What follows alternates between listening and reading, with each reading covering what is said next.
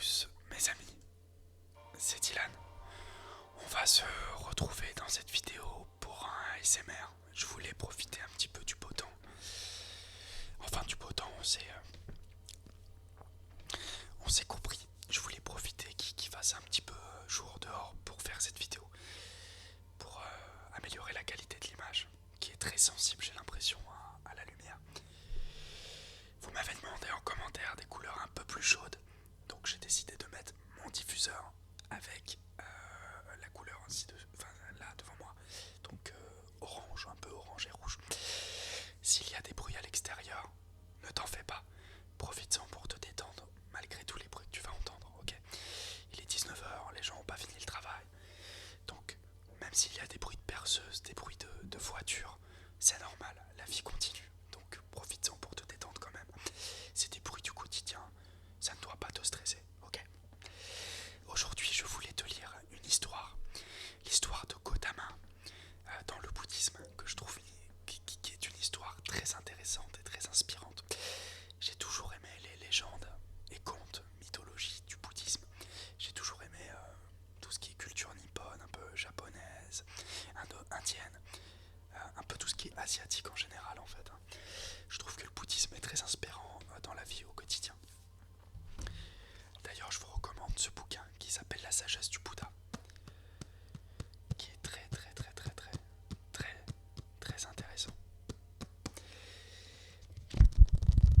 Hyper intéressant, il y a des images, il y a tout ce qu'on a envie à l'intérieur, et puis voilà, c'est pas le sujet. Je suis devant mon ordinateur et je voulais vous lire une histoire pendant que le diffuseur au citron, imagine-toi l'odeur du citron. Tu sais que dans la méditation, s'imaginer, se visualiser des choses, des ressentis, des goûts, des odeurs, des sons, ça te met en état alpha. C'est ça, je crois. Non, ouais. En fait, c'est un état qui va te mettre entre la conscience et la réalité. Et c'est l'état de transe, de méditation, qu'on recherche tant ici. Let's go. L'histoire de la vie de Gotama. Alors, je vous mets la source de l'histoire que je lis, pour pas qu'il y ait de problème d'édition, je sais pas quoi. L'histoire de la vie de Gotama est devenue légendaire selon la tradition. Alors qu'il se trouvait dans l'un des paradis bouddhistes, Gotama se rendit compte que le temps était venu pour lui de descendre sur terre. L'esprit de Bouddha apparut alors en rêve à la reine Maya, un petit éléphant d'un blanc immaculé flottant sur un nuage de pluie, symbole de fécondité d'ailleurs, fit 3 fois le tour de la reine et pénétra dans son ventre. Au même instant, les instruments de musique du monde entier se mirent à jouer. Les arbres et les plantes fleurirent et les lacs se couvrirent de fleurs de lotus. Les astrologues prédirent que la reine Maya et le père de Bouddha, un souverain local du nom de Suddhodana, allaient avoir un fils qui deviendrait soit un empereur universel, soit un Bouddha. Aussitôt, après sa naissance, l'enfant se mit à marcher et un lotus apparut à l'endroit où ses pieds touchaient le sol. Le lotus, je vous invite à voir, c'est une des plantes magnifiques de cette terre, avec des milliers de pétales dans la religion. Enfin, je vous invite à aller voir sur internet. Donc, à chaque fois qu'il marchait, un lotus apparaissait sur le sol. Il fit 7 pas symboliques dans la direction des 7 points cardinaux, prenant ainsi possession du monde. Peu de temps après l'accouchement, sa mère mourut de joie. C'est beau.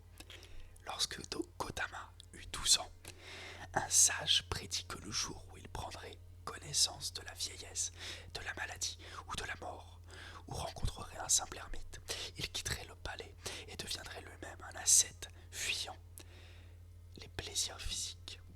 Par peur de la prophétie, le roi... Alors un ascète, c'est un religieux, quelqu'un qui est très religieux, quelqu'un qui est très dans la religion, un sage, un grand religieux en gros. Par peur de la prophétie, le roi éleva son fils dans le plus grand luxe et fit construire des murailles autour de ses palais.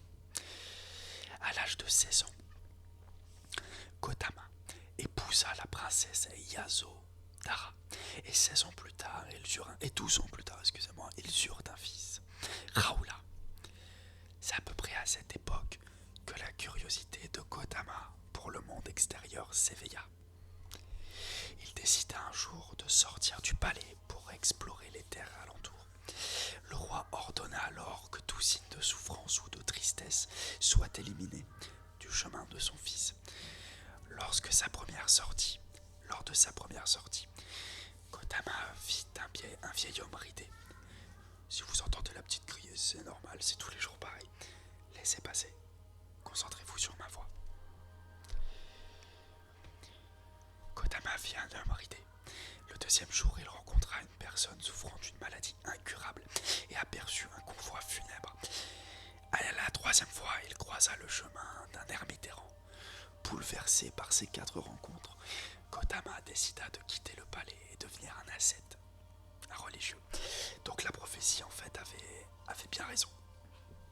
Donc, voilà. Cependant, au bout des années d'ascétisme, Kotama se rendit compte qu'il n'était pas plus proche de l'illumination qu'auparavant. Décidé à libérer son esprit, l'illumination c'est l'état de pleine conscience, c'est l'état où tes pensées n'existent plus. C'est la paix, c'est l'éveil de Kundalini comme ils appellent en Inde, c'est vraiment t'es dans la conscience éternelle en fait, c'est dingue. Et c'est ce qu'ils recherchent les bouddhistes en fait, hein. La plupart du temps, enfin les sages tu vois. Décidé à libérer son esprit une fois pour toutes, il fit route la ville de Bodh Gaya. Chemin faisant, un tel rayonnement se dégagera de son corps que Bon et Martin Pêcheur se mirent à voler autour de lui. Une fois arrivé Bodh Gaya, il s'assit sous les branches d'un arbre sacré, et la terre trembla 6 fois. Alors que Gotama était en méditation, il lui mit à l'épreuve par le démon Mara, l'équivalent bouddhiste de Satan en gros. Il fut d'abord soumis à l'épreuve, puis première tentation de la chair, mais rien ne put le détourner de sa résolution finale qui était l'illumination. Finalement, il découvrit les 4 nobles vérités qui allaient devenir la base de son enseignement. La vie n'est que souffrance, à l'origine de la souffrance est l'avidité. Il existe un moyen de supprimer la souffrance et le salut réside dans le noble octuple sentier.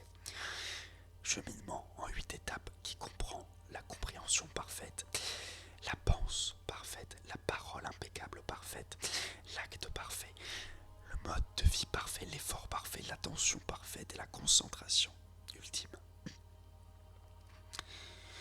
Gotama venait d'atteindre l'état de perfection et de parvenir à l'illumination spirituelle parfaite. 7 semaines plus tard, il prononça son premier sermon Sarnath près de la ville de Bénarès. La prédiction de Gotama allait durer près de plus de 40 ans. Pendant toute cette période, il accomplit de nombreux miracles et convertit tous ceux qui l'écoutaient, y compris ses proches. Il monta aussi au paradis pour convertir sa mère, et il descendit à l'aide d'une échelle, en compagnie de différents dieux. À 80 ans, Gotama s'éteignit près de son lieu de naissance pour entrer dans le nirvana. Voilà. Moi non plus, je comprends pas toujours tout dans cette histoire, mais retenez les fondamentaux, les principes clés, c'est la motivation, la pleine conscience, la perfection de la parole, la concentration ultime. C'est des choses que nous, humains, on doit apprendre pour être impeccable dans la vie de tous les jours et attirer le positif à nous, quoi qu'il arrive. Voilà, petite histoire. Vous m'avez demandé des vidéos plus longues, donc je m'intéresserai petit à petit à vos requêtes. Pour le moment, je m'arrange comme je peux. J'espère que celle-ci vous plaira, j'espère que l'histoire vous a plu. J'espère que ça vous fait plaisir de me voir pratiquer l'ASMR. J'ai de plus en plus d'idées. Voilà, c'est quelque chose qui prend du temps quand même. Ça prend du temps quand même de s'imaginer des vidéos, etc.